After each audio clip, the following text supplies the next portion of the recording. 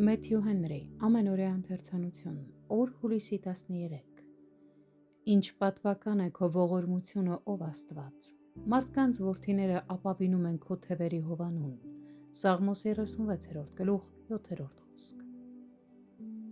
Քրիստոսի թանկարժեքությունը եւ ավետարանի փառքը ճշմարտապես կարող են ըմբռնել միայն կոտրված սրտով մարդիկ,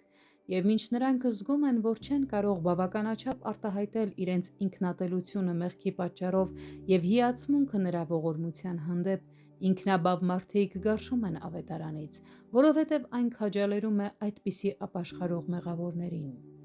Փարիսեցի Սիմոնը կնոջ ապաշխարության նշաններով ուրախանալու փոխարեն իր մտքերը սահմանափակեց նրա նախկին վատ համբավով, սակայն առանց անվճար ներման մեզանից ոչ ոք չի կարող խուսափել գալիք բարկությունից։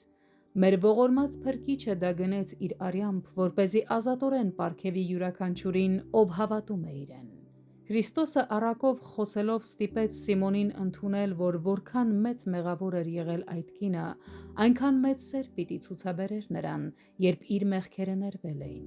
Այստեղից սովորենք, որ մեղքը պարտք է, եւ բոլոր մեղավորները ամենակարող Աստծո պարտապաններն են։ Որոշ մեղավորներ ավելի մեծ պարտապաններ են, սակայն լինի մեր պարտքը մեծ թե փոքր, այն ավելի է, քան մենք կարող ենք վճարել։ Աստված պատրաստ է ներելու, եւ քանի որ նրա որդին ներման գինը վճարել է իրեն հավատացողների համար, ավետարանը խոստանում է այն նրանց, իսկ նրա հոգին կնքում է այն ապաշխարող մեղավորների սրտերում եւ նրանց մխիթարություն պարգևում։ Սիրելիներ, հեռու մնանք փարիսեցու հպարտ ոգուց եւ պարզապես ապավինենք եւ ուրախանանք միայն Քրիստոսով, որպեսզի պատրաստ լինենք ավելի նախանձախնդրորեն հնազանդվել նրան եւ ավելի զորեղ կերպով վկայել նրա մասին մեզ շրջապատող բոլոր մարդկանց։ Որքան ավելի ենք արտահայտում մեր վիշտը մեղքի համար եւ մեր սերը դեպի Քրիստոս, այնքան ավելի հստակ է դառնում մեր մեղքերի ներման վկայությունը։